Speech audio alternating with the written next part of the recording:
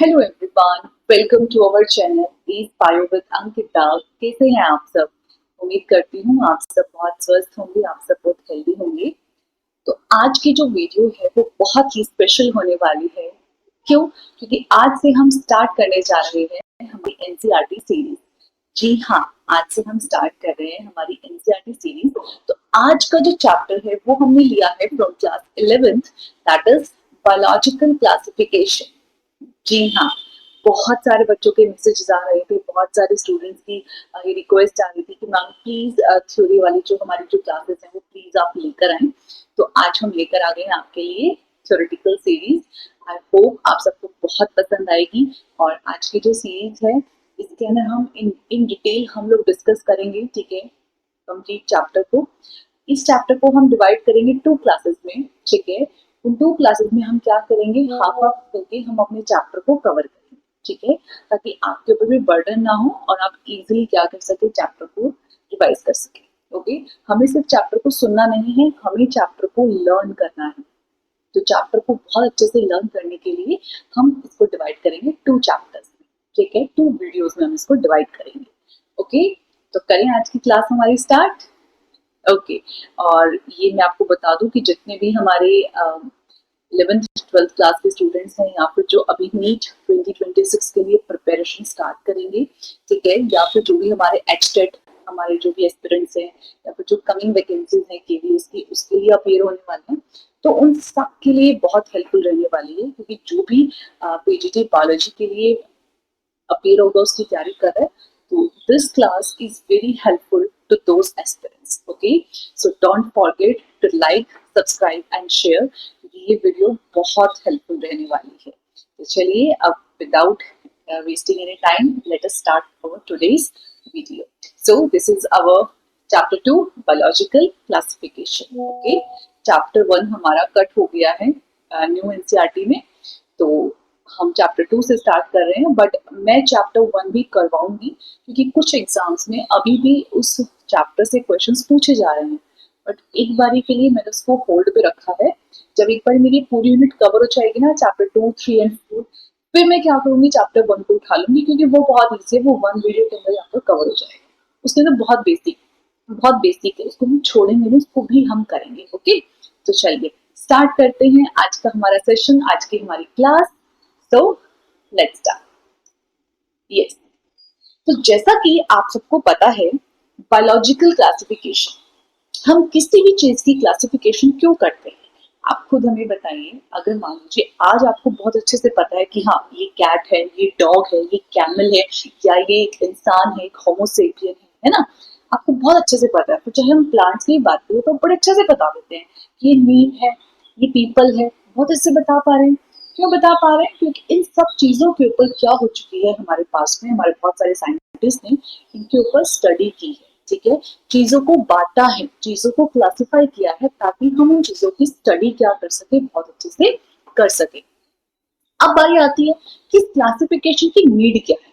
अब आप मुझे एक बात बताइए, अगर मैं आपको कहूँ, मैं आपको एक ऑब्जेक्ट दिखाती हूँ, सपोज मैंने आपको दिखाया एक डॉग, ठीक है, हमें नहीं पता, अभी तक कोई क्लासिफिकेशन नहीं हुई है कि क्या डॉग है, क्या कैट है। मुझे आपको डॉग के फीचर्स समझाने हैं, ठीक है, कि डॉग की ऐसी बॉडी होती है, ऐसे उसके 4 पैर होते हैं, ऐसे उसके 2 कान होते हैं, 2 आंखें होती हैं, इस तरीके से वो बात करता है, इस तरीके से वो चलता है। क्या आप समझ पाएंगे?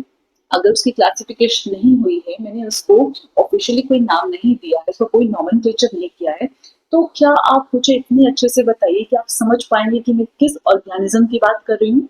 नहीं समझ पाएंगे, है ना। तो चीजों को इन डेप्थ समझने के लिए, चीजों को बहुत अच्छे से स्टडी करने के लिए क्या किया गया, क्लासिफाई किया गया। नाम चैप्टर का क्या है? Biological classification. तो हम जितनी भी लिविंग एंटिटीज थी, हम उनको क्या करेंगे, क्लासिफाई करेंगे। अब आपको क्या लगता है कि चीजें एकदम से क्लासिफाई हो गई होंगी? नहीं हुई थी, है ना। तो जो जो स्टेप्स हमारे आए थे, जैसे जैसे जो जो साइंटिस्ट आए, जिन्होंने अपनी अपनी समझ से चीजों को क्लासिफाई किया, वो सब इसमें भी मेंशन है। वो सब पढ़ेंगे कि पहले एरिस्टोटल आया, फिर लीनियस आया, फिर उसके बाद हमारा आर.एच. विटकर आए, फिर कार्ल रूज आए, ऐसे बहुत सारे साइंटिस्ट आए। उन सब ने क्या बताया कि किस तरीके से हमने क्या किया है, चीजों को डिवाइड किया, ठीक है। तो स्टार्ट करते हैं। मैंने इस पीपीटी के अंदर मैंने एनसीईआरटी बुक भी शामिल की है, ठीक है, और प्लस कुछ ये मेरे नोट्स हैं। मैं आपको पहले आऊंगी, फिर मैं आपको दिखाऊंगी कि एनसीईआरटी में से मैंने एक एक वर्ड, एक एक लाइन मैंने कवर की है, ठीक है। आप अपनी एनसीईआरटी को साथ लेकर बैठें, अपना पेन अपनी पेंसिल अपने साथ लेकर बैठें, और जो जो हम पढ़ते जा रहे हैं प्लीज उसको अंडरलाइन करते जाएं, ठीक है। स्टार्ट करते हैं। सो जैसे जैसे सिविलाइजेशन हुआ है ना, सिविलाइजेशन मतलब जैसे जैसे लोग सिविलाइज्ड हुए, अब क्या होता है, हम जितने ज्यादा सिविलाइज्ड होते हैं उतनी हमारी जो डिमांड होती है, फिर चाहे फूड को लेकर, शेल्टर को लेकर, क्लोथ्स को लेकर, हमारी डिमांड्स बढ़ती है, हमारी नीड्स क्या करती है, बढ़ती है, राइट। तो जब हमारी नीड्स बढ़ेंगी तो क्या होगा, अब मान लीजिए, अब अगर हम करंट सिनेरियो लें तो अब हम सिर्फ रोटी या दाल तक सीमित नहीं है, राइट। अब हमें क्या चाहिए, अब हमें ये पता चल गया कि अच्छा अब क्यों, क्योंकि हम सिविलाइज्ड हो गए हैं, है ना, मोर सिविलाइज्ड हो गए हैं। मुझे ये पता है कि नहीं, अब मुझे प्रोटीन का इंटेक क्या करना है, ज्यादा करना है। अब हम बहुत समझदार हो गए हैं, बहुत एजुकेटेड हो चुके हैं। So now we want protein, right. तो उस प्रोटीन को खाने के लिए मैं क्या करूँ, अगर मेरे पास क्लासिफिकेशन है, ठीक है, तो मुझे ये पता है कि मुझे प्रोटीन इंटेक मुझे यहाँ से मिलेगा, ठीक है, तो मैं क्या करूंगी, फूड को ले लूंगी। अब शेल्टर के लिए, अब घर बनाने के लिए अगर आप देखें, अगर मैं बहुत पास्ट में जाऊं, तो जो हमारे पास अर्ली मैन थे तो उन्होंने अपने शेल्टर के लिए क्या किया, ऐसे पत्तों का इस्तेमाल किया, ऐसी लकड़ी का इस्तेमाल किया जो उनको पानी से, जो उनको बिजली से, सब चीजों से उनको बचा के रखे, ठीक है, जितने भी नेचुरल फिनोमिना उनको बचा के रखे। फिर जैसे ही वो एडवांस हुए और सिविलाइजेशन हुई तो फिर क्या हुआ, हमें ये पता है कि फिर हमने क्या किया, पक्के घर बने। जब पक्के घर बन गए तो उस पक्के घर के अंदर हमने क्या किया, और फैसिलिटीज हम लेकर आए। अगर आज की बात करें तो आज हमारे घर इतने आलीशान होते हैं, इतने सुंदर होते हैं, क्यों, क्योंकि हमारे पास क्या आ गई है, मोर क्लासिफिकेशन आ गई। हमने जो के अंदर इतनी क्लासिफिकेशन कर दी है, हमने इतनी सारी चीजों को हमने इन्वेंट कर दिया है, इतनी चीजों को डिस्कवरीज कर दी है कि हम जितने ज्यादा सिविलाइज्ड हो रहे हैं, हम उतनी चीजों को क्या कर पा रहे हैं, बहुत अच्छे तरीके से यूज कर पा रहे हैं। तो इन्हीं ऑर्गेनिजम्स की नीड के लिए हमने क्या किया, हमने चीजों का क्लासिफिकेशन किया, ठीक है, किस चीज के लिए, फूड के लिए, शेल्टर के लिए और क्लोथिंग के लिए। यही तीन चीजें होती हैं। इन्हीं तीन चीजों के लिए इंसान क्या कर रहा है, भागदौड़ कर रहा है, कमा रहा है, सब चीजें कर रहा है। यही तीन चीजें हमें, ठीक है। तो नीड भी क्या थी, यही तीन चीजें थी। अब सबसे पहले वो कौन थे जिन्होंने ये बताया कि क्लासिफिकेशन का बेसिस क्या है, ठीक है।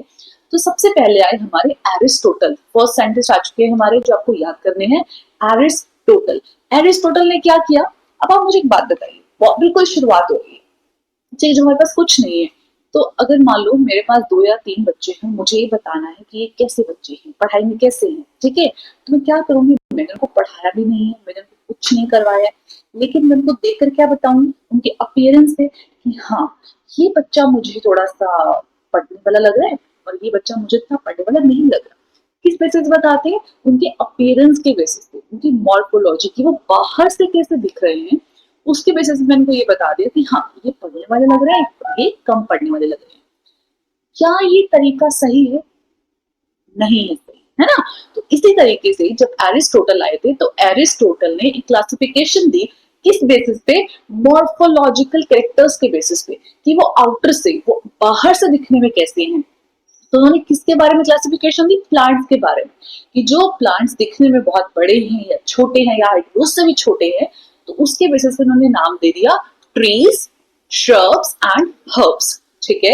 एरिस्टोटल आए, मॉर्फोलॉजी के हिसाब से उन्होंने प्लांट्स को 3 कैटेगरीज में डिवाइड कर दिया, ट्रीज, श्रब्स एंड हर्ब्स। और एनिमल्स को भी डिवाइड किया, एनिमल्स को 2 ग्रुप में डिवाइड किया, किस बेसिस पे, एक वो जिनके पास लाल खून है, रेड ब्लड है, और एक वो जिनके पास लाल रंग का खून नहीं है। तो एक बात बताइए, क्या ये, अभी आप पढ़ती हैं, चीजों को बहुत अच्छे से जानते हैं, तो क्या ये सही था कि सिर्फ चीजों को बाहर से देख के हम ये बता दें कि ये होगा, नहीं। तो ऐसा ही इनके साथ हुआ, ठीक है, ये भी इनकी फेल हो गई थी। उसके बाद कौन आए, उसके बाद आए हमारे लीनियस, ठीक है। एरिस्टोटल के बाद लाइन में लगे थे कौन, लीनियस। याद करने का तरीका, एरिस्टोटल ने स्टार्ट किया, ठीक है, टोटल सब चीजों को दिमाग दिमाग लगा लगू के एरिस्टोटल ने हमारे पास दे दी क्लासिफिकेशन मॉर्फोलॉजी के बेसिस पे। उसके बाद लाइन में लगे थे, कौन लगे थे लाइन में, लीनियस। तो लीनियस ने क्या किया, 2 किंगडम क्लासिफिकेशन दिया। क्या दिया लीनियस ने, 2 किंगडम क्लासिफिकेशन।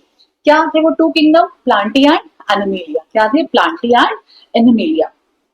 उसके बाद क्या हुआ, अब उन्होंने किंगडम तो दे दिए, और मैं आपको बता दूं ये क्वेश्चन पेपर में पूछा जाता है कि लिनियस ने कौन सा सिस्टम दिया था। तो लिनियस ने 2 किंगडम क्लासिफिकेशन दिया था, that is Plantae and animalia. Okay, जिसको हम आज भी पढ़ते हैं। लेकिन उसमें भी बहुत सारी कमियां थी। क्या आपको लगता है कि एक बारे में कोई इतना अच्छे से चीजों को एक्सप्लेन कर पाएगा? नहीं। तो क्या कमियां थी लिनियस की क्लासिफिकेशन के अंदर? वो ये नहीं बता पाया कि यूकैरियोट्स क्या होते हैं, प्रोकैरियोट्स क्या होते हैं, उन दोनों में क्या डिफरेंस है, वो ये डिस्टिंग्विश ही नहीं कर पाया। साथ में वो ये भी नहीं बता पाया कि यूनिसेलुलर और मल्टी सेलुलर ऑर्गेनिज्म में क्या डिफरेंस है। साथ ही साथ वो ये भी नहीं बता पाया कि जो हमारे फोटोसिंथेटिक यानी जो ग्रीन एल्गी है उसमें, और जो नॉन फोटोसिंथेटिक है दैट इज फंजाई ऑर्गेनिजम्स, इन सब में क्या डिफरेंस है। जब डिफरेंस नहीं बता पाए तो अगेन लाइनस की भी क्या हो गई है, किंगडम क्लासिफिकेशन हमारी फेल हो गई। ठीक है, उसके बाद क्या हुआ, हम चीजों को बहुत अच्छे से समझते गए, चीजों को करते गए, लेकिन उसके बाद क्या हुआ, हमारा 2 किंगडम क्लासिफिकेशन भी फेल हो गया हमारा फेल। क्यों फेल हुआ? क्योंकि हमारे पास लाइनस के पास भी प्रूफ नहीं थे, या मैं कह सकूं उसके पास वो अंडरस्टैंडिंग नहीं थी कि वो चीजों को क्या कर सके, डिस्टिंग्विश कर सके, ना तो प्रोकैरियोट्स यूकैरियोट्स में, ना तो मल्टी और यूनिसेलुलर के अंदर। ठीक है, उसके बाद जैसे जैसे टाइम बीता तो टाइम के साथ साथ हमें ये पता चल गया कि जो क्लासिफिकेशन है सिस्टम का, जो क्लासिफिकेशन सिस्टम है उसको किस किस बेसिस पे हमें करना चाहिए। ठीक है, अब कोई ना कोई तो क्राइटेरिया होगा, कोई ना कोई तो बेस होगा ना, कि जिस बेसिस पे हम क्या करेंगे, क्लासिफिकेशन करेंगे चीजों की। तो वो कौन कौन से बेस निकल कर आए? सबसे पहले आया सेल का स्ट्रक्चर, कि जितने भी ऑर्गेनिज्म हैं सब सेल से बने हैं, सबको पता है कि जो बेसिक और fundamental unit that is cell. तो सेल का स्ट्रक्चर क्या है, ठीक है, वो मुझे पता चला।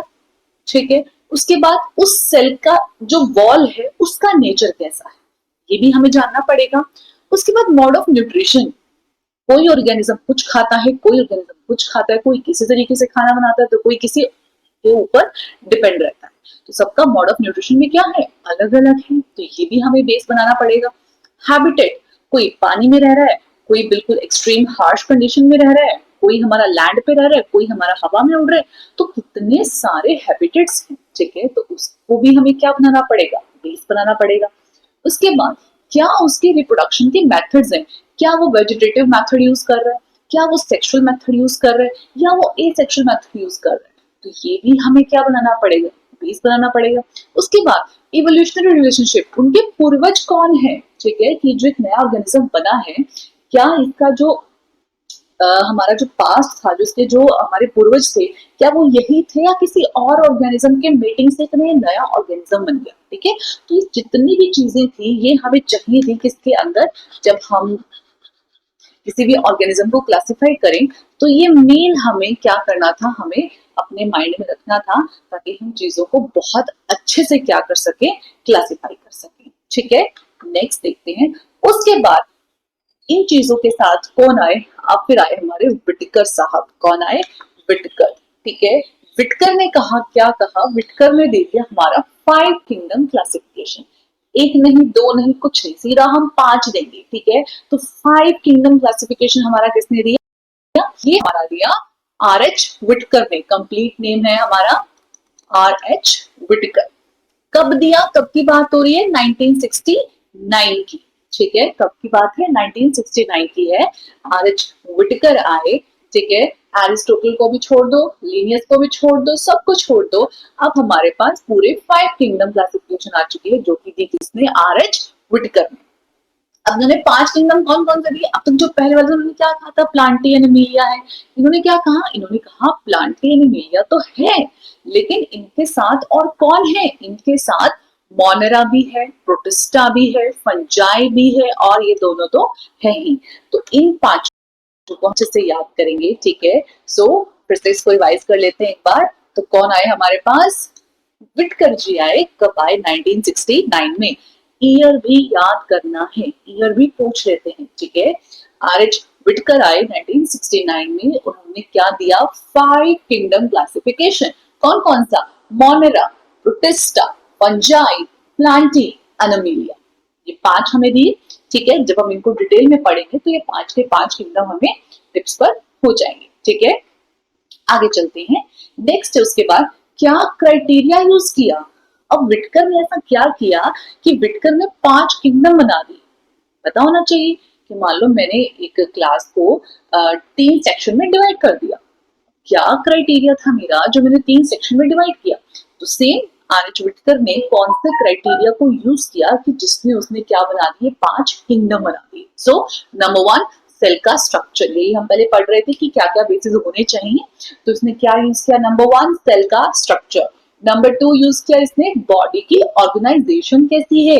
उसके बाद इसने यूज किया मोड ऑफ न्यूट्रिशन। उसके बाद reproduction and fifth one phylogenetic relationship. Okay, तो ये सारे के सारे 5 हमारे क्राइटेरियाज थे जो कि किसने यूज किए, हमारे आर.एच. विटकर ने। ओके, उसके बाद ये हमारी टेबल है, ठीक है, जो कि हमारे एनसीईआरटी में गिवन है। मैंने एज इट इज इसको कॉपी किया है। देखो ये वही कैरेक्टर्स हैं सभी के सभी जो हमने पढ़ने हैं। सबसे पहला सेल का टाइप, सेल की वॉल, न्यूक्लियर मेम्ब्रेन, उसके बाद बॉडी की organisation and mode of nutrition. ठीक है, ये हमारा कैरेक्टर्स हो गए।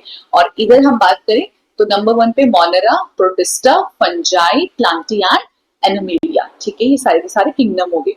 अब अगर हम इसको बहुत ध्यान से पढ़ लेंगे ना तो ये टेबल के थ्रू हमारे पास पांचों के पांचों जो किंगडम है ना वो बहुत जल्दी से लर्न हो जाएंगे। ठीक है, सबसे पहले प्रोकैरियोट।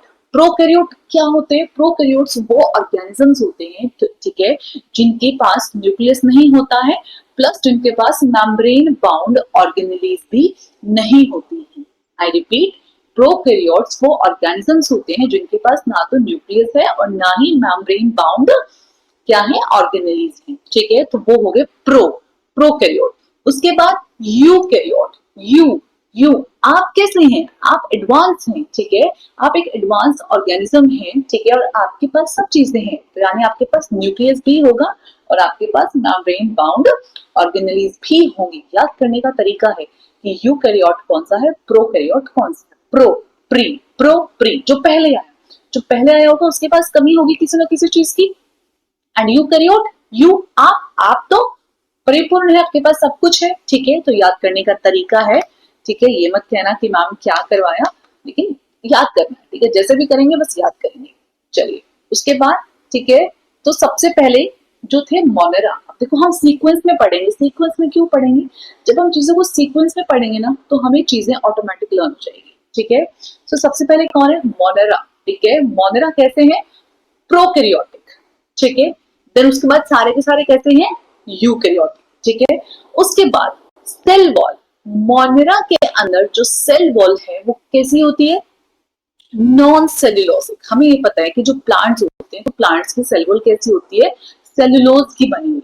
ठीक है, सेल्यूलोज के होते, ये भी पता है कि बहुत छोटी क्लासेस से पढ़ते आ रहे हैं कि प्लांट्स के पास सेल वॉल होती है और एनिमल्स के पास सेल वॉल नहीं होती है। ठीक है, तो देखो एनिमल्स के पास एब्सेंट है एनिमेलिया के अंदर, प्लांटी के अंदर प्रेजेंट है और किस चीज की होती है, सेल्यूलोज की होती है। याद हो गया, ठीक है। उसके बाद फंजाई के अंदर प्रेजेंट होती है लेकिन किस चीज की बनी होती है, काइटिन की। किस चीज की, काइटिन की। फंजाई के पास सेल वॉल होती है और किसकी बनी होती है, काइटिन की। उसके बाद प्रोटिस्टा के अंदर क्या होती है, प्रेजेंट होती है लेकिन कुछ में प्रेजेंट होती है और कुछ में नहीं होती है। उसके बाद हमारे जो मोनेरा है उसके अंदर होती है लेकिन कैसी होती है, नॉन सेल्यूलोसिक, सेल्यूलोज की नहीं होती है। किस चीज की बनी होती है, पॉलीसेकेराइड एंड अमीनो एसिड्स की बनी होती है। किसके अंदर, हमारे मोनेरा के अंदर। अब एक बात बताइए, जो सेल वॉल था, ठीक है, वो हमने डिवाइड कर दिया प्रोकैरियोटिक यूकैरियोटिक में। हमें प्रो के फीचर पता है, हमें यू के फीचर पता है। अब हमें ये पता था कि प्रो के अंदर तो न्यूक्लियस है ही नहीं। जब न्यूक्लियस ही नहीं तो क्या न्यूक्लियर मेम्ब्रेन होगी, नहीं होगी। तो नहीं होगी तो न्यूक्लियर मेम्ब्रेन प्रोकैरियोट्स के अंदर क्या हो गई, एब्सेंट। और बाकी सब क्या थे, यूकैरियोट्स। तो इन सब में क्या हो जाएगी, प्रेजेंट। हो गया ना, एक याद हुआ, एक से ऑटोमेटिक मुझे तीसरा भी याद हो गया। ठीक है, चलिए नेक्स्ट। अब बॉडी की ऑर्गेनाइजेशन कैसी है, मुझे ये पता है कि कोई भी बॉडी है तो सबसे पहले सेल होता है, बहुत सारे सेल मिलकर टिश्यू बनाते हैं, बहुत सारे टिश्यू मिलकर क्या बनाते हैं, ऑर्गन। ऑर्गन के बाद ऑर्गन सिस्टम बनता है और ऑर्गन सिस्टम के बाद एक कंप्लीट ऑर्गेनिज्म बनके रेडी हो जाता है। तो बॉडी का ऑर्गेनाइजेशन यही है। आपको ये बताना है कि इसमें बॉडी के अंदर क्या क्या लेवल्स प्रेजेंट होते हैं। तो जो आपका मोनेरा है जो बिल्कुल बिल्कुल फर्स्ट है, उसके अंदर आपके सब क्या प्रेजेंट होते हैं, सेलुलर। ओके, कोई टिश्यू नहीं होता, कोई ऑर्गन नहीं होता, कुछ नहीं होता है, सिर्फ सेलुलर लेवल होता है। उसके बाद प्रोटिस्टा भी बहुत माइनर है, उसमें क्या होता है सेलुलर। उसके बाद फंजाई में आके हमारे पास या तो मल्टी सेलुलर होगा या फिर क्या होगा लूज टिश्यू की फॉर्म में प्रेजेंट होंगे। जब प्लांटें आती हैं तो प्लांट के पास हमारे पास टिश्यू भी है और ऑर्गन्स भी हैं, और एनिमल के पास टिश्यू भी है, ऑर्गन भी है, ऑर्गन सिस्टम भी है, और वही बना देता है कंप्लीट ऑर्गेनिज्म। उसके बाद क्या है हमारा मोड ऑफ न्यूट्रिशन, कि वो खाना कैसे खाते हैं। ठीक है, नेक्स्ट क्या है हमारा mode of nutrition. Okay, mode of nutrition में सबसे पहले हम देखो एनिमल स्टार्ट करते हैं, हमसे स्टार्ट करते हैं। हम क्या है हेट्रोट्रॉफिक। हेट्रो दो वर्ड्स होते हैं बेटा, number one autotroph and number heterotroph. Autotroph auto auto self, जो अपना खाना खुद बना ले, सेल्फ अपने आप बना ले, दैट इज ऑटोट्रॉफ। और ऐसे ऑर्गेनिज्म जो अपना खाना खुद नहीं बना पाते वो सबके सब क्या हैं हेट्रोट्रॉफ। दो तरीके से मोड ऑफ न्यूट्रिशन हुआ, नंबर वन ऑटोट्रॉफ जो अपना खाना खुद बनाएंगे, हेट्रोट्रॉफ जो अपना खाना खुद से नहीं बना पाते हैं। ठीक है, तो अब इसी को डिटेल पढ़ेंगे। ठीक है, अब आ जाइए एनिमिलिया के ऊपर। अब एनिमिलिया का मोड ऑफ न्यूट्रिशन क्या है हमारा हेट्रोट्रॉफिक। क्या हम सन के प्रेजेंस में खड़े होकर के हमारी बॉडी में अपने आप खाना बन जाता है? नहीं बनता ना। अगर ऐसा होता तो आज हम इतनी मेहनत नहीं कर रहे होते ना हमें पैसे की जरूरत ना किसी और चीज की। लेकिन ये पेट के चक्कर में क्या कर रहे हैं, इतनी मेहनत कर रहे हैं, है ना, नाम कमाना है, सब कुछ करना है। तो किस लिए? क्योंकि हम अपना खाना खुद से नहीं बना पाते, हम डिपेंड करते हैं दूसरों के ऊपर। अब हम प्लांट्स के ऊपर डिपेंड अपने खाने के लिए, और जो कार्निवोर है वो भी डिपेंड करते हैं, है ना, दूसरे एनिमल के ऊपर अपना खाना बनाने के लिए। तो वो डिपेंडेंस शो करते हैं, वो होते हैं हमारे हेट्रोट्रॉफिक। अब हेट्रोट्रॉफिक में भी कैसे हैं होलोजोइक।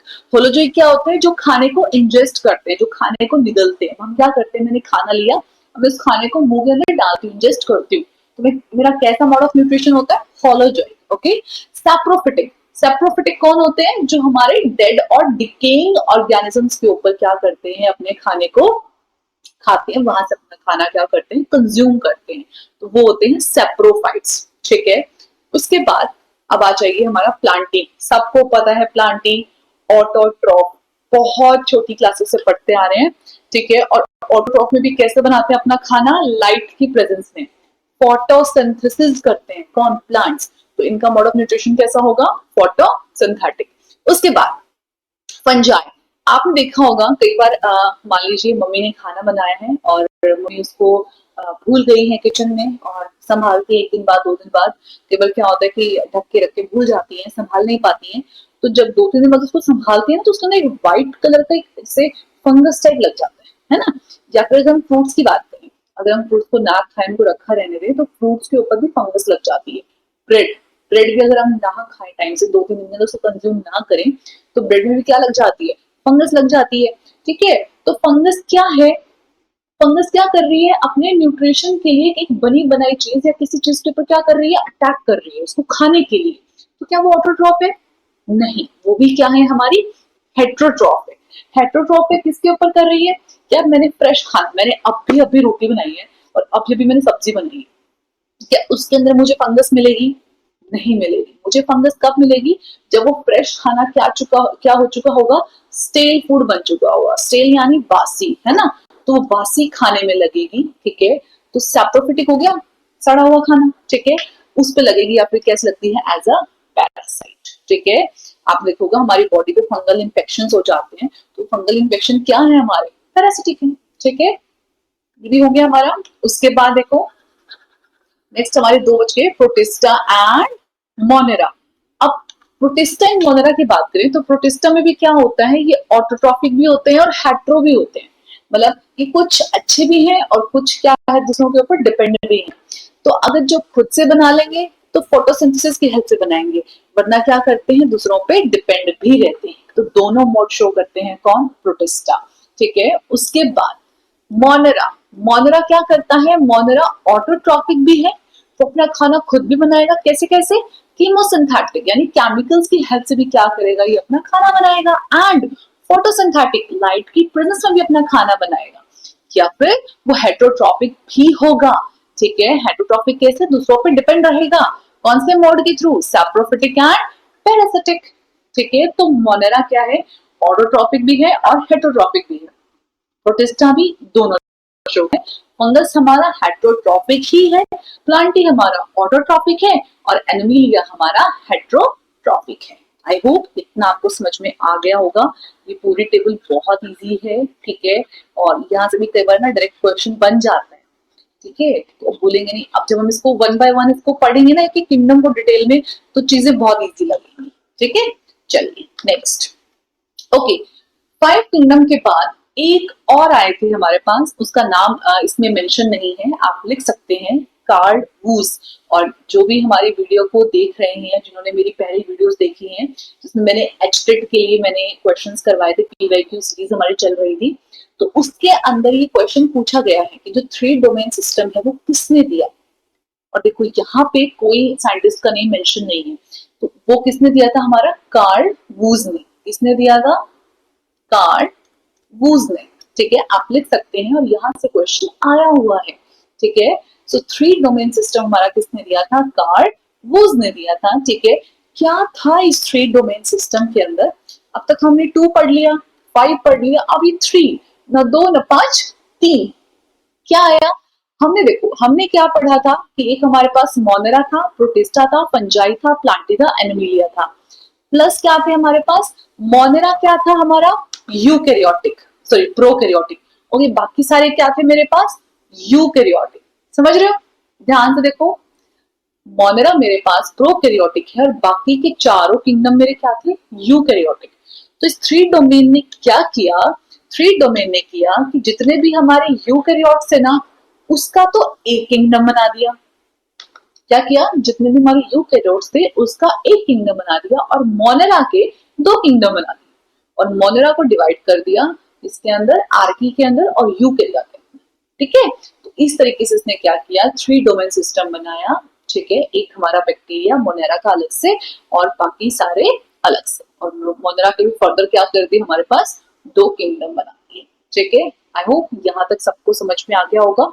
चलिए उसके बाद, now early classification had grouped together widely different organisms just because they had cell wall. अब ये कुछ ऐसी बातें बता रहे हैं कि भाई कुछ क्लासिफिकेशन पहले कैसी भी थी कि हमने क्या किया, हमने अलग अलग ऑर्गेनिजम्स को इकट्ठा कर दिया, किस बेसिस पे कि उन सबके पास क्या है, सेल वॉल।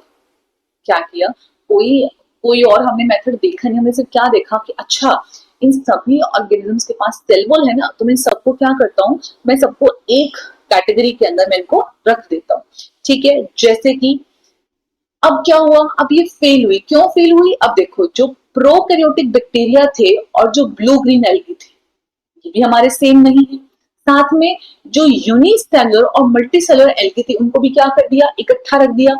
उसके बाद जो फंजाई और ऑटोट्रॉफिक ग्रीन प्लांट्स थे उन सबको भी क्या कर दिया, इकट्ठा रख दिया। हालांकि हमें ये पता है कि उनकी जो वॉल कॉम्पोजिशन है वो किस चीज से बनी है, अलग अलग।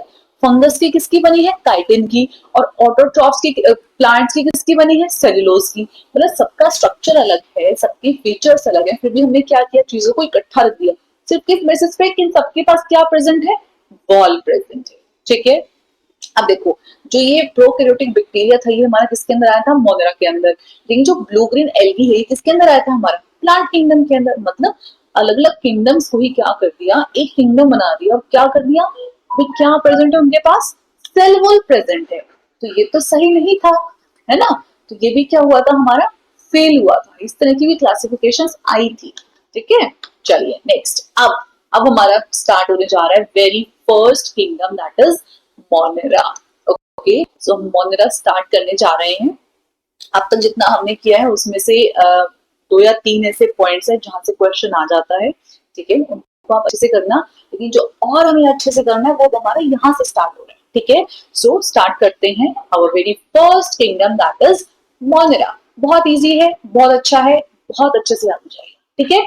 सो मोनेरा का वर्ड आते ही, मोनेरा सुनते ही आपको एक चीज आपके दिमाग में आनी चाहिए, that is bacteria. Yes, bacteria क्या है, बैक्टीरिया सॉल मेंबर्स हैं किसके, किंगडम मोनेरा के।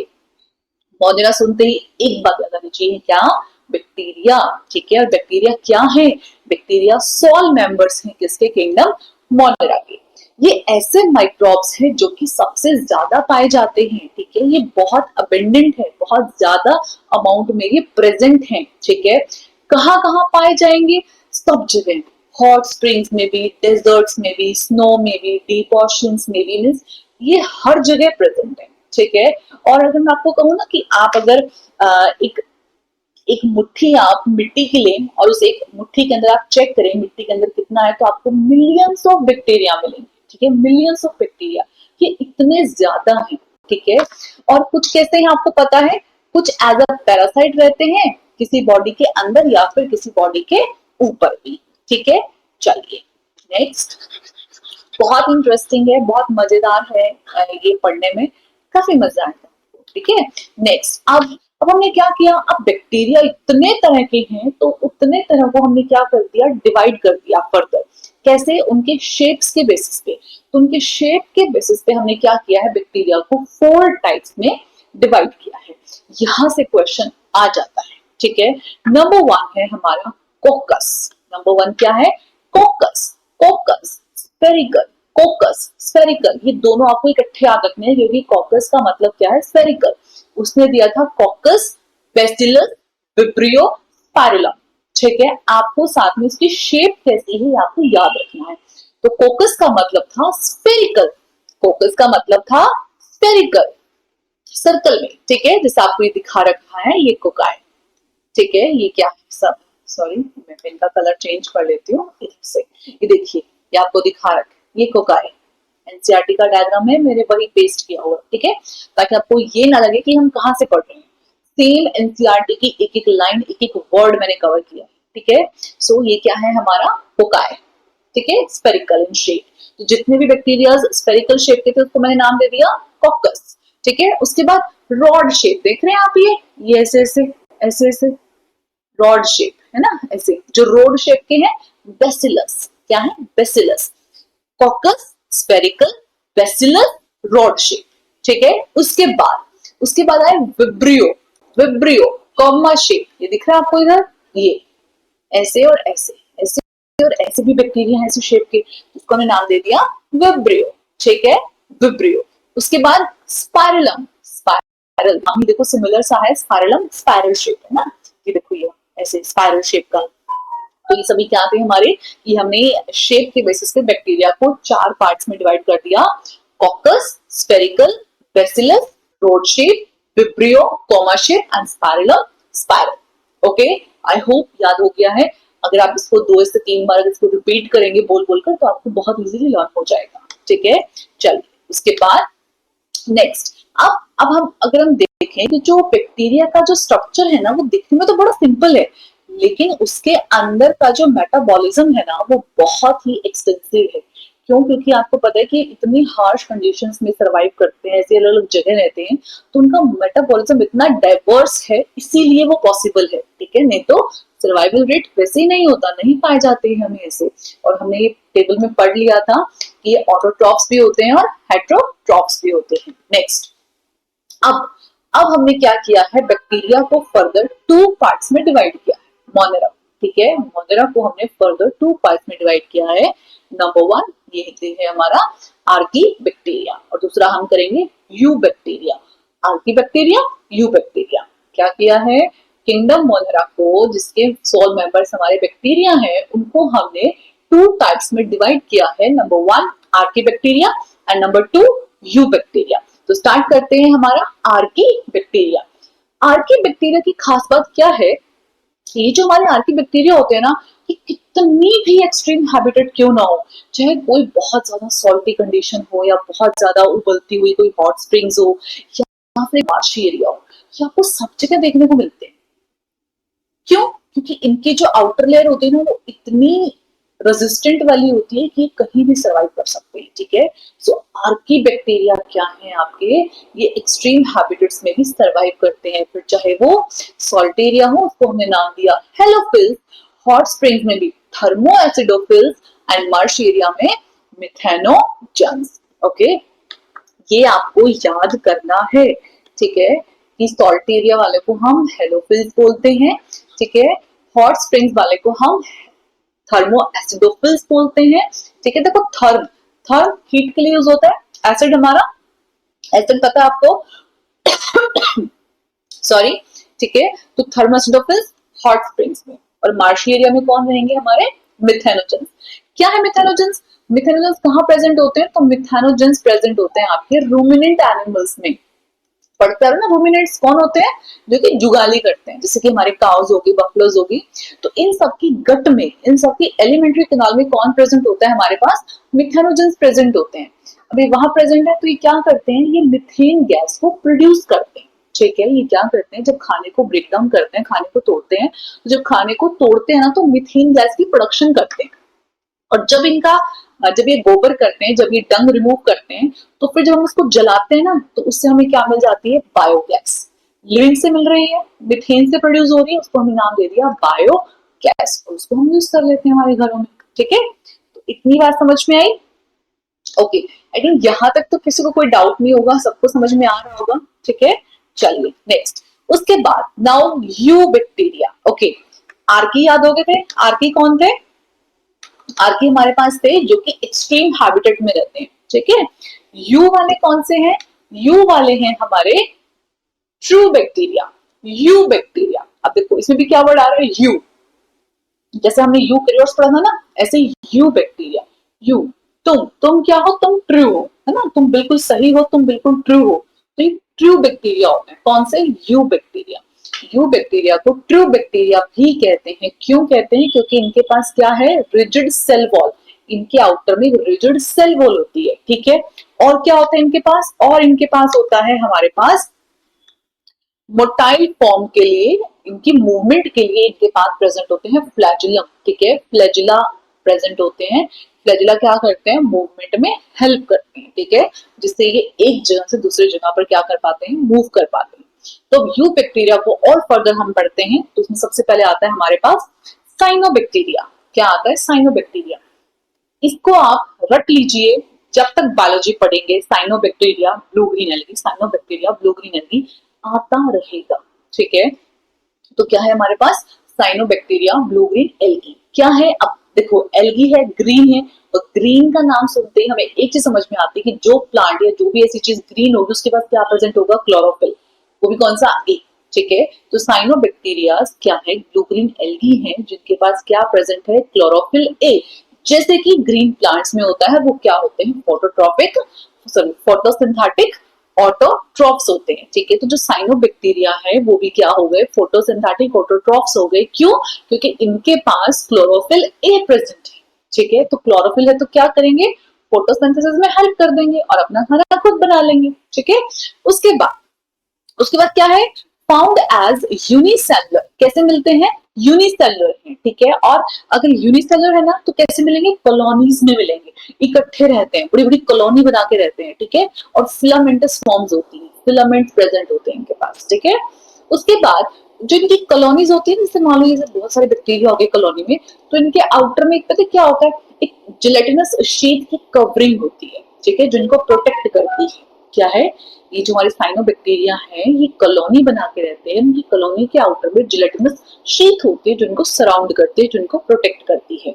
उसके बाद और क्या है? इनकी एक और खास बात है, और देखो जिसने मेरी पुरानी वीडियो देखी है उसने एक क्वेश्चन भी किया होगा कि साइनोबैक्टीरिया के अंदर क्या होते हैं? हमारे पास स्पेशल टाइप के सेल्स होते हैं, दैट इज हेट्रोसिस्ट। और ये हेट्रोसिस्ट क्या करते हैं? ये हेल्प करते हैं हमारी नाइट्रोजन को फिक्स करने में। ये करते हैं एटमॉस्फेरिक नाइट्रोजन फिक्सेशन, ठीक है, जैसे कि हमारे नॉस्टॉक और एनाबिना। इन चैप्टर्स की खास बात है कि इन चैप्टर्स के जितने भी एग्जाम्पल्स है ना, वो आपको बहुत अच्छे से करने होते हैं। ओके, सो नॉस्टॉक और एनाबिना क्या हो गए? इसके एग्जाम्पल हो गए, ठीक है। ये क्वेश्चन भी बहुत बार आता है, क्वेश्चन भी, और हमने किया भी था, ठीक है। चलिए उसके बाद साइनोबैक्टीरिया हो गया हमारा। नेक्स्ट हमारे पास है कीमोसिंथेटिक ऑटोट्रॉफ। अभी कौन सा पढ़ा था? Photosynthetic autotroph. अब हम पढ़ेंगे कीमोसिंथेटिक ऑटोट्रॉफ। ये क्या है? ये क्या करते हैं? ऑक्सीडेशन करते हैं। किसको? नाइट्रेट्स को, नाइट्राइट्स को, अमोनिया को। क्या करने के लिए? एटीपी को प्रोड्यूस करने के लिए, ठीक है। फिर से सुनिए, कीमोसिंथेटिक केमिकल बेस्ड है ना, भाई केमिकल से क्या करेगा? एनर्जी बनाएगा। तो एनर्जी क्या बनाएगा? एटीपी। किसकी हेल्प से? नाइट्रेट्स की हेल्प से, नाइट्राइट्स की हेल्प से, अमोनिया की हेल्प से, ठीक है। और ये क्या करते हैं, जो न्यूट्रिएंट साइकिलिंग होती है ना हमारी, जैसे नाइट्रोजन साइकिल है, फास्फोरस साइकिल है, सल्फर साइकिल है, आयरन की है, इन सबको क्या करता है, इसको मेंटेन करने में भी क्या करता है, हमारी हेल्प करता है, ठीक है। तो ये इसका हो गया इंपॉर्टेंट रोल। उसके बाद नेक्स्ट है हेट्रोट्रॉफिक बैक्टीरिया। ओके, तो जो हेट्रोट्रॉफिक बैक्टीरिया है ना, ये सबसे ज्यादा है नंबर में, ठीक है, मोस्ट अबंडेंट इन नेचर। सबसे ज्यादा जो है मॉड है वो हेट्रोट्रॉफिक बैक्टीरिया का है, ठीक है। जो कैसे काम करते हैं, एज अ डीकम्पोजर। आपने देखा होगा ना, कई बार हम कहीं रोड से जा रहे हैं और किसी ना किसी डॉग का, किसी बेसिक एनिमल का एक्सीडेंट हो जाता है, गाड़ी वाले के नीचे आ जाते हैं, कोई नहीं उठाता है, लेकिन कुछ टाइम के बाद क्या हो जाता है, वो अपने आप डीकम्पोज हो जाता है। अपने आप का मतलब क्या, बैक्टीरिया है, माइक्रोब्स जिनको अटैक करते हैं, वो खाते हैं मरी हुई सड़ी चीजों को, ठीक है। तो वो हेट्रोट्रॉफिक बैक्टीरिया होते हैं जो एज अ डिकम्पोजर काम करते हैं, ठीक है। तो इनका रोल बहुत बड़ा है, बहुत बड़ा। अगर ये ना हो तो धरती पर लाशों के ढेर लग जाएंगे, पता है ना। चलिए, सॉरी, ठीक है। तो किसमें हेल्प कर रही है, हमारे डिकम्पोजिशन में, ठीक है। ये सिर्फ बुरे ही नहीं है, देखो ये साथ में किस चीज में हेल्प कर रहे हैं, दही बनाने में भी, है ना। लैक्टोबैसिलस बैक्टीरिया हमने पढ़ा है, वो क्या करता है, वो दही बनाने में, कर्ड फॉर्मेशन में भी हेल्प करता है। तो बैक्टीरिया, सिर्फ बैक्टीरिया से कैसा लगता है कि वो माइक्रोब्स बीमारी फैलाएंगे, नहीं। बहुत सारे बैक्टीरियाज हैं जो हमें हमारे हाउस होल्ड में भी हमें बहुत हेल्प करते हैं, ठीक है। साथ ही साथ हम क्या करते हैं, एंटीबायोटिक की भी प्रोडक्शन करते हैं with the help of bacteria. साथ में नाइट्रोजन फिक्सेशन तो हम कर ही रहे हैं लेग्यूमिनियस प्लांट्स के अंदर, ठीक है। तो ये हो गए हमारे इनकी इंपॉर्टेंट, जो इनकी आ, हमारी हेल्प करते हैं हमें जिस तरीके से, वो, ठीक है। उसके बाद नेक्स्ट है, अब जिसको सुन के हमें लगता है कि हाँ बीमारियां फैलाएंगे, तो वही पॉइंट आ गया है, सम आर पैथोजेंस। पैथोजेंस का मतलब डिजीज कॉजिंग ऑर्गेनिजम्स। अब कुछ ऐसे बैक्टीरिया भी हैं जो क्या करते हैं, डिजीज को कॉज करते हैं, जैसे कि ह्यूमंस के अंदर कॉलेरा, टाइफाइड, टेटनस, और क्रॉप्स के अंदर भी ये प्रॉब्लम्स कॉज करते हैं, फार्म एनिमल्स में भी और पेट्स में भी, मींस एनिमल्स, प्लांट्स, सबको, सबके अंदर ही क्या करते हैं, डिजीज कॉज करते हैं, ठीक है। तो क्वेश्चन आ जाता है कई बार कि जो टाइफाइड है वो बैक्टीरिया कॉजिंग है या फंगस कॉजिंग है, कैसे है। तो आपको याद रखना है कि जो टाइफाइड है, कॉलेरा है, टेटनस है, ये सब बैक्टीरिया कॉजिंग है, ठीक है। उसके बाद रिप्रोडक्शन इन बैक्टीरिया। बैक्टीरिया के अंदर रिप्रोडक्शन कैसे होती है, ठीक है। यहाँ से क्वेश्चन बनते हैं क्योंकि ये कंफ्यूज करेंगे। जिस जैसे आप आगे किंगडम पढ़ोगे ना, तो यहाँ से आपको थोड़ी बहुत कंफ्यूजन हो, थोड़ी बहुत, लेकिन अगर ध्यान से सुनेंगे, ध्यान से पढ़ेंगे तो नहीं होगी, ठीक है। सो रिप्रोडक्शन इन बैक्टीरिया मेनली कैसे करते हैं, फिजन से। फिजन, दो वर्ड होते हैं, फ्यूजन एंड फिजन। फ्यूजन क्या, चीजों का जुड़ना, फ्यूज, फ्यूज कर गए, जुड़ गए, एंड फिजन ब्रेक डाउन, टूट गए। ये ऑर्गेनिज्म था, फिजन हो गया, टूट के एक से दो बन गए, फिजन, एंड फ्यूजन दो से एक। तो ये कैसे बनते हैं, फिजन, हमें तो मल्टीप्लाई करना है, बढ़ाने, रिप्रोड्यूस करवाने, तो क्या होगा, फिजन से क्या होंगे, ये रिप्रोड्यूस होंगे। उसके बाद जब भी कंडीशन अनफेवरेबल होगी, मान लीजिए जैसी कंडीशन इनको चाहिए वैसी कंडीशन यहाँ नहीं है, ठीक है, तो वैसी कंडीशन नहीं है, तो क्या होगा, ये स्पोर्स बनाएंगे। क्या बनाएंगे, स्पोर्स बनाएंगे, ठीक है। साथ ही कैसे रिप्रोड्यूस करते हैं, ये रिप्रोड्यूस करते हैं बाय प्रिमिटिव डीएनए ट्रांसफर, ठीक है, जैसे कि हमारा सेक्सुअल रिप्रोडक्शन में होता है, ठीक है। चलिए नेक्स्ट, माइकोप्लाज्मा, ये भी एक तरीके का बैक्टीरिया है और इससे क्वेश्चन बहुत बार पूछा जाता है। क्यों क्यों, क्योंकि इसके पास बहुत ही कमाल के फीचर्स हैं। कैसे कमाल के हैं ना, तो ये बड़ा कमाल का है, फीचर्स भी कमाल के, ऐसे याद हो जाएंगे। सबसे छोटा बैक्टीरिया, सबसे छोटी लिविंग सेल, सबसे छोटी किसकी, माइकोप्लाज्मा की, बिना सेल वॉल के, कोई सेल वॉल नहीं है, कोई सेफ्टी की जरूरत नहीं है, किसी किसी चीज की जरूरत नहीं है, बहुत अच्छे से सर्वाइव करता है, ठीक है। सबसे छोटा है, आप देखो सबसे छोटा है, कोई सेल वॉल नहीं है, ठीक है, और बिना ऑक्सीजन के रहता है। कितनी कमाल की बात है, सबसे छोटा, है ना। हम तो क्या सोचते हैं कि जितना छोटा बच्चा होगा उतनी उसको प्रोटेक्शन चाहिए, है ना, हर चीज से। लेकिन इसके केस में क्या है, उल्टा। ये क्या करता है, बिना सेल वॉल के रहता है, बिना ऑक्सीजन के रहता है, ठीक है, और बीमारियां कर देता है। कितना शैतान है ना। तो बहुत सारे एनिमल्स और प्लांट्स के लिए कैसे बिहेव करता है, एज अ पैथोजेनिक बिहेव करता है। ठीक है, क्लियर। फिर से बता देती हूँ, यहाँ से क्वेश्चन आता है, माइकोप्लाज्मा स्मॉलेस्ट लिविंग सेल है, ठीक है, जिसके पास सेल वॉल नहीं है, बिना ऑक्सीजन के भी सर्वाइव करता है, ठीक है, and many are pathogenic in animals and plants.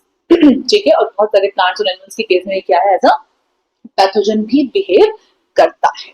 Okay, next. तो यहां तक था हमारा मोनेरा किंगडम, जो हमने कंप्लीट कर लिया। आई होप सबको समझ में आया है। अब मैं आपको दिखा देती हूँ हमारी एनसीईआरटी की बुक की पिक्चर्स। ठीक है, मैंने एज इट इज स्क्रीनशॉट लिया हुआ, आप देख सकते हो। एज इट इज हमने जो चीजें पढ़ी है, डॉन ऑफ सिविलाइजेशन अटेम्प्ट्स हमारे कौन कौन से थे, है ना। अरिस्टोटल सबसे पहला था, ट्रीज में शार्ल्स में उसने क्लासिफाई किया। रेड ब्लड सेल उसके पास नहीं है। फिर लाइनस आया, two kingdom, plant animalia, distinguish नहीं कर पाया यूकैरियोट्स प्रोकैरियोट्स में, यूनिसेलुलर मल्टीसेलुलर के अंदर। ये सब चीजें हम कर चुके हैं, हमने टेबल भी लर्न की थी। आरएच विटकर आया 5 किंगडम क्लासिफिकेशन के साथ, है ना, ये उसने किंगडम दिए, ये हमारे क्राइटेरिया थे। उसके बाद 3 डोमेन सिस्टम आया, मोनेरा, कार्ड, 2 अदर हमारे यूकैरियोट्स के, ठीक है। उसके बाद देखो ये सब चीजें हम कवर कर चुके हैं, ठीक है। ये हमारा मोनेरा स्टार्ट हो गया है, ये भी हमने कर लिया है। अगर आप पढ़ेंगे ना, देखो मैं आपको हेट्रोसिस दिखा देती हूँ, ठीक है। ये नॉस्टॉक का स्ट्रक्चर है, ये हमारी सेल्स होगी। तो यहाँ पे देखो हेट्रोसिस्ट प्रेजेंट है, ठीक है, जो कि एक ऐसा एनवायरमेंट प्रोवाइड करता है जिसकी हेल्प से क्या करता है, नाइट्रोजन को फिक्स कर देता है, ठीक है। और इसके आउटर में कवरिंग म्यूसिलेजिनस शीट की होती है, ठीक है। चलिए नेक्स्ट। और ये देखो डिवाइडिंग बैक्टीरिया, 1 से 2 में डिवाइड हो गया, है ना। ये अंदर हमारा जेनेटिक मटेरियल है, डीएनए आया था ना, क्या करता है, प्रिमिटिव टाइप ऑफ डीएनए से डीएनए ट्रांसफर होगा और नया बैक्टीरिया बन जाता है, ठीक है। आउटर में हमारी सेल वॉल और इसके अंदर हमारे पास सेल मेम्ब्रेन, ठीक है। ये माइक्रोप्लाज्मा। तो यहाँ तक हमारा कंप्लीट हो चुका है। अगर आप बुक में देखेंगे तो हमने एक एक वर्ड, एक एक चीज हमने क्लियर की है। देखो, cholera, typhoid, tetanus, citrus, canker, सब, ठीक है। चलिए नेक्स्ट। नेक्स्ट किंगडम हमारा स्टार्ट कर रहे हैं, that is kingdom protista. Okay, 2 minute का ब्रेक चाहिए तो आप ले सकते हैं, वीडियो को पॉज करके पानी वानी पीना है आप पी सकते हैं, ठीक है। और उसके बाद हम फिर से स्टार्ट करते हैं, ठीक है। चलिए करें स्टार्ट। ओके, सो किंगडम प्रोटिस्टा, टेबल याद आ रही है। प्रोटिस्टा, यूकैरियोट्स हमारे स्टार्ट हो चुके हैं, है ना। प्रोकैरियोटिक था हमारा मोनेरा, अब आ गया हमारा प्रोटिस्टा, यूकैरियोट्स, ठीक है। करते हैं स्टार्ट। अब ये क्या करता है, इसके पास क्या क्या चीजें हैं, जितने भी सिंगल सेल के यूकैरियोट है ना, सिंगल सेल के, एक सेल के, वो सब किसके अंदर है, प्रोटिस्टा के अंदर है, ठीक है। बाउंड्रीज नॉट क्लियरली डिफाइंड, इसका मतलब क्या है, इसका मतलब ये नहीं है कि प्रोटिस्टा कोई ऑर्गेनिज्म है, इसकी बाहर की बाउंड्रीज वेल डिफाइंड नहीं। आज तक भी हमें ये नहीं पता है कि कौन से ऑर्गेनिज्म प्रोटिस्टा में आ सकते हैं और कौन से नहीं, आज तक भी क्लियर नहीं। बहुत सारे ऐसे अभी अनडिफाइंड है, अनडिस्कवर्ड, जिसको हम बता ही नहीं सकते हैं कि ये प्रोटिस्टा है या क्या है, ऐसी सिचुएशन, ठीक है। बस डाल दिया है, ठीक है, कि हम किसको प्रोटिस्ट कहेंगे और किसको नहीं, हमें नहीं पता कि हम किसको प्लांट कहेंगे, किसको प्रोटिस्टा कहेंगे, हमें नहीं पता। तो उसकी बाउंड्रीज आज तक भी क्लियर नहीं है, ठीक है। चलिए उसके बाद क्या कैरेक्टरिस्टिक्स है, क्या है ये प्रोटिस्टा, ठीक है, कैसा दिखता है, क्या है। चलिए स्टार्ट करते हैं। तो मेनली क्या है, एक्वेटिक है, कहाँ मिलेगा हमको, पानी के अंदर, ठीक है। मोनेरा तो सब जगह था, डेजर्ट में भी था, है ना, हॉट कंडीशंस में भी था हमारे पास, ग्लेशियर्स में भी था, सब जगह था। लेकिन प्रोटिस्टा कहाँ मिल रहा है हमें, एक्वेटिक, पानी के अंदर, ठीक है। अब पानी में है, अब देखो यूकैरियोट है तो क्या है, वेल डिफाइंड न्यूक्लियस भी है और मेम्ब्रेन बाउंड ऑर्गेनेलीज भी है। अब ये चीजें हम पहले कर चुके हैं, तो देखो कितना जल्दी जल्दी हमारा कवर हो रहा है ना। उसके बाद अब पानी में है तो मूव भी करते होंगे, मूव करते होंगे तो मूवमेंट के लिए सीलिया भी प्रेजेंट है और फ्लैजिला भी प्रेजेंट है, ठीक है। अब रिप्रोड्यूस कैसे करते हैं, रिप्रोड्यूस करते हैं through asexual and sexual mode, दोनों से रिप्रोड्यूस करते हैं, ठीक है। कैसे, एसेक्सुअली कैसे करेंगे, सेल के फ्यूजन से। मोनेरा कैसे कर रहा था, फ्यूजन से, क्लियर। तो एसेक्सुअल मोड कैसा है हमारे पास, सेल का फ्यूजन। और सेक्सुअल कैसे है, जैसे नॉर्मली होता है, सेल आपस में जुड़ती हैं, फ्यूज करती हैं और क्या बनाती हैं, जाइगोट बनाती हैं, ठीक है। तो सेक्सुअली हो जाएगा हमारा जाइगोट फॉर्मेशन। चलिए नेक्स्ट। नेक्स्ट है, अब प्रोटिस्टा के कौन कौन से पार्ट्स है, जैसे हमने मोनेरा के पढ़े थे आर्की बैक्टीरिया, यू बैक्टीरिया, तो ऐसे प्रोटिस्टा को हमने फर्दर 5 के अंदर हमने क्लासिफाई किया है। Number 1 chrysophytes, dinoflagellates, euglenoids, slime moulds and protozoans. जो फर्स्ट टाइम कर रहे हैं, जो भी न्यू एडमिशन इन्होंने लिया 11th क्लास में, उनके लिए ये वर्ड्स थोड़े से डिफिकल्ट मैं मानती हूँ लगेंगे, बट बायोलॉजी के अंदर आप जितने इन वर्ड्स को बोलेंगे ना, जितना बोलेंगे उतने आपको लर्न हो जाएंगे और बहुत इजी होते हैं। एक बार दिखने में उटपटांग लगते हैं बट बहुत अच्छे होते हैं, इतना डिफिकल्ट नहीं होते हैं। आप बायो के स्टूडेंट हो तो आपसे ऐसी टर्म लर्न करना तो हम मानते हैं कि आप करेंगे, ठीक है। तो चलिए, number 1 chrysophytes, number 1 chrysophytes, number 2 dinoflagellates, number 3 euglenoids, number 4 slime moulds and number 5 protozoans. तो ये 5 तरीके के प्रोटिस्टा है जो हम पढ़ने जा रहे हैं इस चैप्टर के अंदर। तो स्टार्ट करते हैं वन बाय वन। सबसे पहले है हमारे पास क्राइसोफाइट्स। क्या है क्राइसोफाइट्स? अब देखिए, क्राइसोफाइट्स के अंदर आते हैं मेनली डायटम्स और गोल्डन एल्गी। एक बात बताइए, आपको याद करने का तरीका दिखाती हूँ। डायटम्स, एटम, 2 एटम डाल दूं आपके ऊपर, आप क्राई करेंगे? मैं आपके ऊपर 2 एटम डाल दूं, डाई एटम्स डाल दूं, आप क्राई करेंगे या आप हंसेंगे?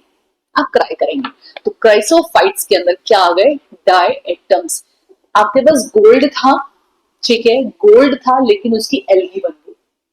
आपके पास गोल्ड था, उस गोल्ड की एल्गी बन गई, क्या करेंगे? क्राई करेंगे। ओके, सो क्राइसोफाइट्स के अंदर आ गए diatoms and golden algae. Okay, हो गया यार। चलिए, उसके बाद जो क्राइसोफाइट्स है उसके अंदर डायटम्स, गोल्डन एल्गी, जिसको हम डेस्मिड्स भी बोलते हैं, ठीक है। ये आते हैं कहाँ पाए जाते हैं ये? अब हम कह रहे हैं एक्वेटिक है, तो एक्वेटिक के अंदर हमारे पास 2-3 तरीके से चीजें होती हैं। एक होती है फ्रेश वाटर, एक होती है मराइन और एक होता है स्टेगनेंट वाटर, ठीक है। उसके बाद अब ये कहाँ पाए जाएंगे? दोनों में, ठीक है। खूब रुला रहे हैं तो दोनों में मिलेंगे, फ्रेश वाटर में भी और मरीन वाटर में भी, ठीक है। माइक्रोस्कोपिक होंगे और प्लैंक्टन की तरह क्या करेंगे? फ्लोट करेंगे। प्लैंक्टन क्या होते हैं? जो पानी के अंदर जो प्लांट्स हमें मिलते हैं, दैट इज प्लैंक्टन। तो उसके जैसे क्या करते हैं? फ्लोट करते हैं, ठीक है। फोटोसिंथेटिक है। क्या है ये? फोटोसिंथेटिक। उसके बाद अब डायटम्स के बारे में पढ़ेंगे, ठीक है। डायटम्स, 2 एटम गिरा देते आपके ऊपर, क्राइसोफाइट्स, आप क्राई करेंगे, ठीक है। तो डाई एटम्स क्या है इसके पास? ये बड़ा इंटरेस्टिंग और यहाँ से क्वेश्चन आता है, ठीक है। डाई एटम के पास सेल वॉल इस तरीके से होती है, ठीक है। सिलिका की शेल्स होती हैं 2 इस तरीके से, जैसे हमारे पास सॉप का डब्बा होता है ना, साबुनदानी होता है, साबुनदानी जैसे वो ऐसे कवर होता है ना, ऐसे इस तरीके से ये प्रेजेंट होती है सेल वॉल आउटर में से, एक सॉप बॉक्स के जैसे। किसकी बनी होती है? सिलिका, ठीक है। तो क्या है, इनकी जो सेल वॉल है वो 2 थिन ओवरलैपिंग सिलिका की शेल्स होती हैं, जस्ट लाइक अ सॉप बॉक्स। और क्या है? इनडिस्ट्रक्टिबल, मींस ये डिस्ट्रॉय नहीं होती है। और क्या होगा? डिस्ट्रॉय नहीं होंगी, मल्टीप्लाई करती रहेंगी। तो क्या होता है, समुद्र के नीचे या कहीं भी पानी के नीचे ये ग्रो करती रहेंगी, डिस्ट्रक्शन शो करती नहीं है। तो क्या होगा? नीचे क्या हो जाएगी? एक डायएटोमेशियस अर्थ बन के रेडी हो जाती है, ठीक है। ये नीचे नीचे इतनी फैल जाती है, जिससे क्या बन जाती है? हमारी डायएटोमेशियस अर्थ, क्योंकि खत्म तो हो नहीं रही, ठीक है। और इनका जो स्ट्रक्चर होता है बड़ा ही खुरदरा टाइप होता है, जिसकी वजह से हम इसको पॉलिशिंग के अंदर, फिल्ट्रेशन के अंदर, ऑयल और सिरप के हम इसको यूज करते हैं, ठीक है। यहाँ से क्वेश्चन आता है कि who are the chief producers in ocean?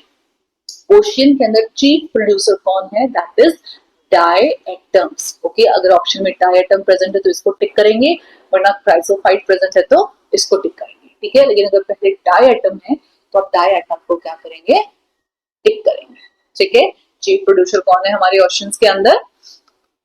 Diatoms. इतना क्लियर हुआ, ठीक है। उसके बाद है हमारा डाइनोफ्लैजिलेट्स।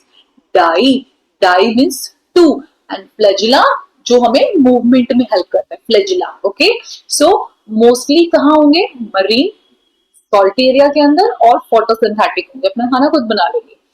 पिगमेंटेड होते हैं, इनके पास ना पिगमेंट्स होते हैं, ये कलर शो करते हैं। और कौन कौन से? Yellow, green, red, brown, blue.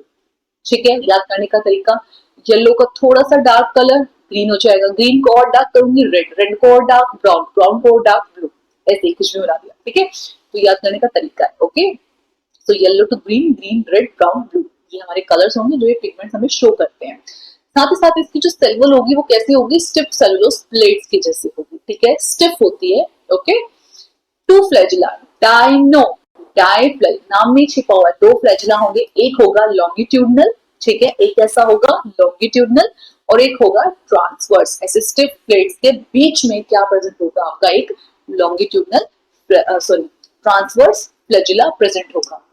Repeat कर देती हूँ, डाइनोफ्लैजिलेट्स हैं, दो फ्लैजिला प्रेजेंट होंगे, एक होगा आपका लॉन्गिट्यूडनल ऐसे और एक होगा आपका फ्यूरो के बीच में। ठीक है, आपकी जो सेलुलोज की प्लेट्स थी ना, सिर्फ उसके बीच में ऐसे ट्रांसवर्स में प्रेजेंट होगा दूसरा आपका फ्लैजिला। ठीक है, उसके बाद इसी का एक एग्जाम्पल है गोनाइलक्स।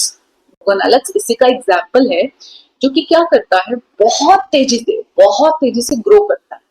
अब पानी में कोई चीज बहुत तेजी से ग्रो कर रही है और इनका कलर पता कैसा होता है, एकदम लाल। कोई लाल चीज पानी से एकदम, पानी के अंदर कोई चीज ग्रो कर रही है बहुत तेजी से, तो पानी का रंग कैसा दिखेगा आपको, लाल दिखेगा। और इतनी तेजी से ग्रो करती है, आप समझेंगे कि पानी के अंदर ना किसी चीज में किसी ने खून भी खेल दिया ऐसा। ठीक है, तो क्या है, गोनाइलक्स है, गोनाइलक्स। ठीक है, क्या है, डाइनोफ्लैजिलेट है रेड कलर का। ठीक है, रेड कलर के होते हैं, शक्ल के रेड है। अब तेजी से ग्रो करेंगे तो नंबर बहुत ज्यादा होगा, तो ऐसा लगता है कि किसी ने क्या कर दिया, खून भी खेल दिया पानी के अंदर। ठीक है, लेकिन वो होते कौन है, डाइनोफ्लैजिलेट्स होते हैं, जो कि बहुत तेजी से रैपिड इनकी क्या होती है, मल्टीप्लिकेशन होती है, बहुत तेजी से क्या करते हैं, ग्रो करते हैं। ठीक है, तो उसके बाद क्या है, जो डाइनोफ्लैजिलेट्स है वो क्या करते हैं, ये करते हैं टॉक्सिन्स को रिलीज। ठीक है, टॉक्सिन रिलीज करेंगे। जब टॉक्सिक एक जहर जब पानी में आएगा, तो जो पानी में रहने वाले एनिमल्स हैं, आपकी फिशेज हैं, वो क्या होंगी, उस टॉक्सिक वाटर को पिएंगी, जिससे उनका क्या होगा, डेथ होगा। तो जब ये टॉक्सिन रिलीज करती है तो बहुत सारी मरीन एनिमल्स भी क्या हो जाते हैं, मर जाते हैं। ठीक है, तो ये था हमारा डाइनोफ्लैजिलेट्स। ठीक है, नेक्स्ट है हमारा यूग्लिनॉइड्स। यूग्लिनॉइड्स, ओके, अब आप मुझे एक बात बताओ, स्टेग्नेंट वाटर, आप किसी खड़े पानी को देखकर आप क्या कहते हो, यू, क्या कहते हो, यू, जी कितना गंदा है, यू, है ना। तो यूग्लिनॉइड्स, यूग्ली, यू कहाँ होगा, स्टेग्नेंट वाटर। अब बैक्टीरिया के उसकी प्रोटिस्टा की बात कर रहे हैं, तो उसके लिए कैसा है, फ्रेश। ठीक है, फ्रेश। वैसे तो स्टेग्नेंट वाटर आपका खड़ा पानी लगभग गंदा ही होता है, बट ये कैसा है, फ्रेश। किसके लिए, प्रोटिस्टा के लिए। ठीक है, यूग्लिनॉइड्स, यू कैसा है, स्टेग्नेंट वाटर। ठीक है, कोई सेल वॉल नहीं है। ठीक है, क्या है इनके पास, एक प्रोटीन रिच पेलिकल होती है। ठीक है, जो क्या करता है, इनकी बॉडी को फ्लेक्सिबल बनाता है। सेल वॉल नहीं है, लेकिन प्रोटीन रिच की हमारे पास एक लेयर होती है, जो क्या करता है, उसकी बॉडी को बहुत ही फ्लेक्सिबल बनाती है। ठीक है, साथ ही साथ इसके पास दो फ्लैजिला भी होते हैं, एक लंबा और एक छोटा। डाइनोफ्लैजिलेट के अंदर पोजीशन का डिफरेंस था, एक लॉन्गिट्यूडनल था तो एक ट्रांसवर्स था। यूग्लिनॉइड्स के अंदर एक बड़ा फ्लैजिला है और एक छोटा फ्लैजिला है। ठीक है, ड्यूअल मोड ऑफ न्यूट्रिशन, दोनों ही मोड न्यूट्रिशन के रखते हैं, फोटोसिंथेटिक भी और हमारा हेट्रो भी। कैसे, ये बड़े कमाल के हैं। जब लाइट होगी ना, जब सन होगा, लाइट की प्रेजेंस होगी, तो फोटोसिंथेटिक बिहेव करेंगे, अपना खाना खुद बना लेंगे। ठीक है, और जब डार्क होगा ना, जब रात हो जाएगी, जिस दिन हमारे पास सूरज नहीं होगा, तो क्या करेंगे, हेट्रोट्रॉपिक बिहेव करेंगे, फिर ये शिकार करेंगे उनसे छोटे ऑर्गेनिजम्स। ठीक है, लाइट होगी तो खाना खुद बना लेंगे, फोटोसिंथेटिक बिहेव करेंगे, और जब डार्क होगा, सनलाइट नहीं होगी, तो क्या करेंगे, छोटे ऑर्गेनिजम्स को अपना शिकार बना लेंगे, फिर बिहेव करेंगे एज अ हेट्रोट्रॉफ। ओके, साथ ही साथ इसमें क्या प्रेजेंट होते हैं, इसमें पिगमेंट्स भी प्रेजेंट होते हैं, जैसे कि हायर प्लांट्स के अंदर प्रेजेंट होते हैं। ठीक है, एग्जाम्पल, यूग्लिनॉइड से यूग्लिना। ओके, यूग्लिनॉइड से यूग्लिना। ओके, चलिए, आई होप यहाँ तक हो गया है। नेक्स्ट है हमारा स्लिम मॉल्ड्स। नेक्स्ट क्या है, स्लिम मॉल्ड्स। अब स्लिम मॉल्ड्स हैं, ठीक है, स्लिम है, बहुत पतले हैं। पतले हैं तो क्या करेंगे, किसी दूसरी बॉडी पे सरवाइव करेंगे। ठीक है, सेप्रोफिटिक प्रोटिस्ट होते हैं, खुद कुछ नहीं करेंगे। बहुत स्लिम है, खुद कुछ नहीं करेंगे, तो क्या है, सेप्रोफिटिक है। ठीक है, सेप्रोफिटिक प्रोटिस्ट है। क्या करेंगे, जहां भी गली सड़ी हुई चीजें दिखाई देगी, जहां भी डिकेइंग मैटर दिखाई देगा, वहीं पे क्या कर जाते हैं, मूव कर जाते हैं, उस ऑर्गेनिक मटेरियल को एनगल्फ कर लेते हैं, पकड़ लेते हैं। ठीक है, जब सूटेबल कंडीशन होगी, जब उनकी कंडीशन उनके अकॉर्डिंग होगी, फेवरेबल होगी, तो क्या करते हैं, प्लाज्मोडियम बनाते हैं। ध्यान से सुनिए, स्लिम मोल्ड्स हैं, ठीक है, जो कि सैप्रोफिटिक प्रोटिस्टा है, ठीक है, डिकेइंग मैटर की तरफ क्या करते हैं, मूव करते हैं और ऑर्गेनिक मटेरियल को क्या कर लेंगे, एनगल्फ कर लेंगे, उसको पकड़ के खा जाएंगे। जब चीजें सूटेबल होंगी, कंडीशन फेवरेबल होंगी, तो क्या करते हैं, प्लाज्मोडियम बनाते हैं, ठीक है, बहुत बड़ा और मल्टी न्यूक्लियस वाला, मल्टी न्यूक्लिएटेड मास बनाते हैं। ठीक है, और जब ये फैलते हैं ना, तो बहुत ही सेवरल फीट तक ये फैलते हैं। तो इनका जो प्लाज्मोडियम होगा वो बहुत सेवरल फीट तक क्या कर जाता है, स्प्रेड कर जाता है स्लिम मॉइड्स का। ठीक है, अब जब चीजें हो गई अनफेवरेबल, फेवरेबल था तो फैलेंगे ना, अपने पसंद की चीजें मिल गई तो फैलेंगे। अब क्या हो गया, उल्टा हो गया, कंडीशन फेवरेबल नहीं रही, तो क्या होगा, जब भी आप यहाँ पढ़ेंगे ना बायो के अंदर, जब भी कंडीशन अनफेवरेबल होगी, रट लो, आपको पढ़ना है कि स्पोर्स बनेंगे। क्या बनेंगे, स्पोर्स। जब भी अनफेवरेबल कंडीशन होगी तो आपके पास स्पोर्स बनेंगे। कहाँ बनेंगे, फ्रूटिंग बॉडीज के अंदर। तो ये क्या बनाएंगे, फ्रूटिंग बॉडीज बनाएंगे, जिसके पास क्या होंगे, स्पोर्स होंगे। Spores have true walls. अब इन स्पोर्स के पास क्या होती है, ट्रू वॉल होती है बाहर, ठीक है, हाईली रेजिस्टेंट होती हैं और डिस्पर्स्ड बाय एयर होती हैं। मतलब स्पोर्स हैं, ठीक है, यहाँ वहां बिखरेंगे, जब चीजें फेवरेबल हो जाएंगी तो ये स्पोर्स आगे फर्दर क्या कर देते हैं, रिप्रोडक्शन को कंप्लीट कर देते हैं, साइकिल को कंप्लीट कर देते हैं। अब जब तक चीजें फेवरेबल नहीं हो जाती, तब तक इनको क्या करना है, सरवाइव करना है। तो कैसे करेंगे, इनके आउटर में क्या होगी, एक बढ़िया सी वॉल होगी, ठीक है, हाईली रेजिस्टेंट होगी, तभी तो सरवाइव कर पाएंगे। और इतने हल्के भी होने चाहिए कि एयर के थ्रू ही क्या कर जाए, डिस्पर्स कर जाए। अगर एयर के थ्रू डिस्पर्स नहीं करेंगे, तब ये उन कंडीशंस तक नहीं पहुंच पाएंगे जहां पे क्या होगी, सूटेबल कंडीशन होगी, सूटेबल एटमॉस्फेयर होगा। ठीक है, तो ये थे हमारे कौन, स्लिम मॉड्स। ओके, उसके बाद नेक्स्ट लास्ट है हमारा प्रोटोजोन्स। प्रोटोजोन्स क्या है, सारे के सारे हेट्रोट्रॉफ। आपने प्रोटोजोआ पढ़ा है, बहुत टाइम से पढ़ते आ रहे हो प्रोटोजोआ, जो कि मलेरिया भी कोज करता है, ठीक है, तो वही हम पढ़ेंगे। ठीक है, चलिए, तो सभी के सभी हेट्रोट्रॉफ होते हैं और कैसे रहते हैं, एज अ प्रीडेटर और पैरासाइट, या तो शिकार करेंगे प्रे का, या फिर किसी की बॉडी के ऊपर एज अ पैरासाइट रहेंगे। ठीक है, इनको क्या माना जाता है, इनको मोस्ट प्रिमिटिव रिलेटिव माना जाता है एनिमल्स का। प्रोटोजोन्स क्या है, एनिमल्स के मोस्ट प्रिमिटिव रिलेटिव है, के रिश्तेदार हैं। कौन, प्रोटोजोन्स, एनिमल्स के। ठीक है, अब हमने क्या किया है, प्रोटोजोआ को तीन टाइप्स में डिवाइड किया है। Number one, amoeboid, flagellated and ciliated. Okay, protozoa को तीन पार्ट्स में फर्दर डिवाइड किया है, amoeboid, flagellated and ciliated. Amoeboid कौन से हैं, ये कहाँ रहेंगे, पानी में, नमी में, और जहां पे थोड़ी सी भी मॉइस्ट सॉइल होगी वहां पर हमें ये मिलेंगे। ठीक है, मूव करते हैं, मूव करते हैं और क्या करते हैं, खाने को, अपने फूड को कैप्चर करते हैं, पकड़ लेते हैं, किसकी हेल्प से, सूडोपोडिया। सब पढ़ते आ रहे हो 8, 9, 10 से, अमीबा का स्ट्रक्चर है ना, अमीबा को सब पढ़ते आ रहे हो कि अमीबा का ऐसे स्ट्रक्चर होता है, और ये क्या करता है, जहां भी फूड होगा वहां पे क्या करेगा, अपना फॉल्स लेग बना के इसको क्या करते हैं, खाने को एंगल्फ कर लेते हैं, इस फूड को इनटेक कर लेते हैं अपने बॉडी के अंदर। किस हेल्प से, pseudopodia, pseudo false, podia legs, false legs की हेल्प से क्या करते हैं, ये अपने खाने को कैप्चर कर लेते हैं और अपनी मूवमेंट करते हैं। ठीक है, जैसे कि अमीबा, सब पढ़ते आ रहे हो, सबको बहुत अच्छे से पता है, तो कौन है ये, प्रोटोजोआ का ही पार्ट है। ठीक है, जो मरीन फॉर्म्स होती है उनके पास क्या प्रेजेंट होती है, सिलिका की शेल्स प्रेजेंट होती हैं। मरीन फॉर्म्स के पास सिलिका की शेल्स होती है। कुछ इनमें से क्या होते हैं, पैरासिटिक होते हैं, जैसे कि एंटा अमीबा। ठीक है, ये क्या होंगे, एंड अमीबा। देखो, जो सिंपल थे दैट इज अमीबा, और जो पैरासिटिक होंगे वो क्या हो जाएंगे, एंड अमीबा। ठीक है, उसके बाद क्या है आपके, देखिए नेक्स्ट आपके flagellated protozoa. Flagellated means flagella present होगा, फ्री लिविंग होते हैं और पैरासिटिक होते हैं। ठीक है, और फ्लैजिला होगा, नाम से ही पता चल रहा है, और कैसी बीमारियां कॉज करते हैं, जैसे कि स्लीपिंग सिकनेस। ठीक है, अगर ये प्रोटोजोआ हमारी बॉडी में आ जाए तो क्या होता है, हमें नींद ही नहीं आती है, हम सोते ही रहते हैं। नॉर्मल वाली नींद नहीं कि 8 से 10 घंटे सो लिए, आंखें ही नहीं खुलेंगी, ऐसा हो जाता है, सोते ही रहते हैं। ठीक है, तो स्लीपिंग सिकनेस हो जाती है, जैसे कि ट्रिपैनोसोमा। ठीक है, सोमा, सोमा। ठीक है, इंसोम्निया भी कहते हैं इसको, इंसोम्निया बहुत ज्यादा नींद आना, सोते ही रहना, ठीक है। तो किसकी हेल्प से होता है ये हमारा ट्रिपेनोसोमा। ट्राई करके देख लो, ठीक है, ट्राई करके देखो नींद आती है कि नहीं, बहुत आई। Okay, trypanosoma sleeping sickness. चलिए नेक्स्ट, नेक्स्ट है हमारा सिलिएटेड प्रोटोजोआ, जिसके सिलिएटेड क्या प्रेजेंट होंगे, सीलिया प्रेजेंट होंगे। कहाँ मिलेंगे, एक्वेटिक एनवायरमेंट के अंदर। किससे कवर्ड होंगे, बहुत सारे थाउजेंड्स ऑफ सीलिया से कवर्ड होंगे, ठीक है। और क्या होगा, हाईली एक्टिव होंगे, बहुत एक्टिव होते हैं, किसकी वजह से, सिलियरी मूवमेंट की हेल्प से, ठीक है। मान लीजिए कोई बॉडी है, जैसे हम पैरामीशियम पढ़ते आ रहे हैं, है ना, पैरामीशियम जैसे चप्पल लाइक स्ट्रक्चर होता है ऐसे, है ना, इसके बाहर में से क्या होते हैं, बहुत सारे सीलिया प्रेजेंट होते हैं।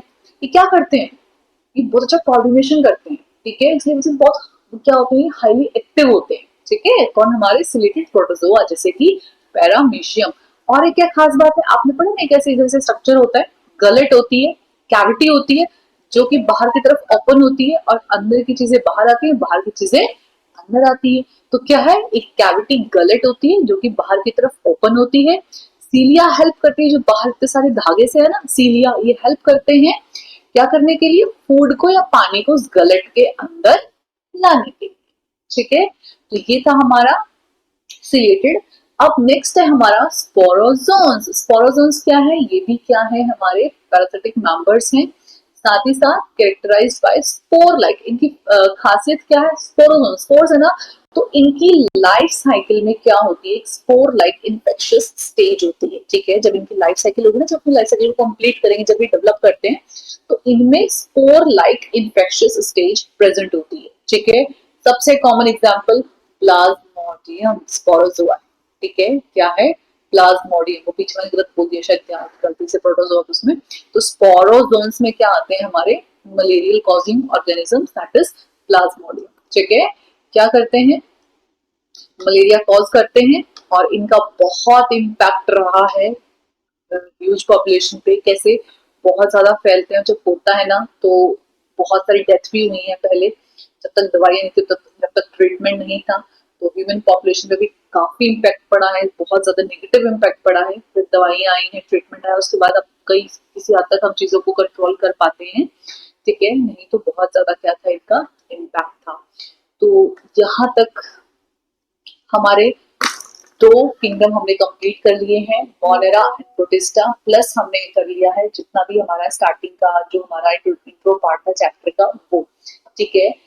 आज हम इतना करेंगे, उसके बाद जो नेक्स्ट हमारे किंगडम रह गए हैं फंजाई, ठीक है, वो डिटेल में करना है, प्लस प्लांटी और एनिमिलिया हम नेक्स्ट चैप्टर में पढ़ेंगे, बट उनका हल्का फुल्का गिवन है।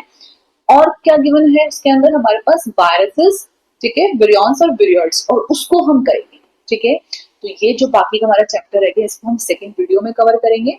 आज के लिए इतना ही, क्योंकि वीडियो काफी लंबी हो गई है, फिर आप भी काफी बोर फील करेंगे।